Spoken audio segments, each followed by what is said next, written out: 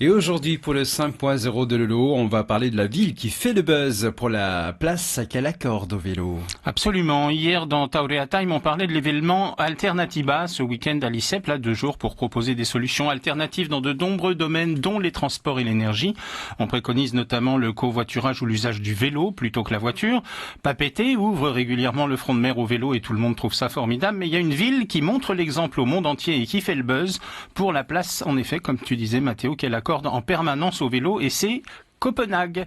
Copenhague, capitale de quel pays ?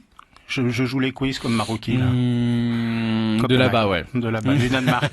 Du Danemark. La capitale danoise est devenue la première grande métropole du monde à compter plus de vélos que de voitures.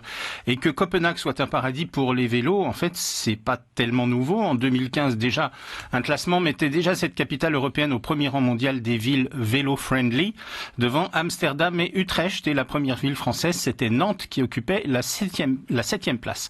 Copenhague n'avait pas l'intention d'en rester là.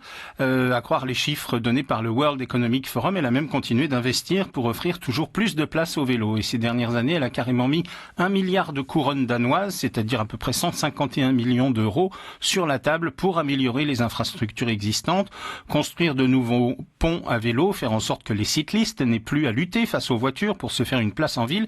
Et résultat, l'an passé, le nombre de vélos qui ont circulé en ville a dépassé le nombre de voitures. Une grande première depuis 1970.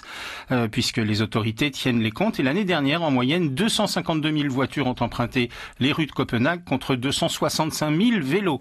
Autre chiffre significatif et impressionnant dans ce pays, 56% des habitants de Copenhague utilisent leur vélo en ville, 56%. 20% sont usagers des transports en commun et seulement 14% sont adeptes de la voiture au quotidien.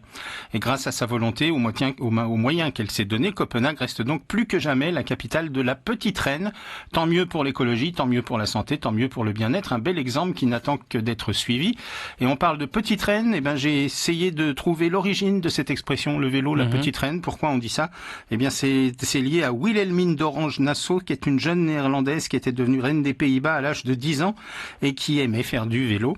Et elle a eu ce surnom qui lui a été donné dans un article paru en 1898 dans le journal La France Illustrée, alors que la petite souveraine était de passage à Paris. Donc la petite reine, c'est elle, et depuis, ça désigne le vélo. C'est beau. Merci beaucoup, Lolo.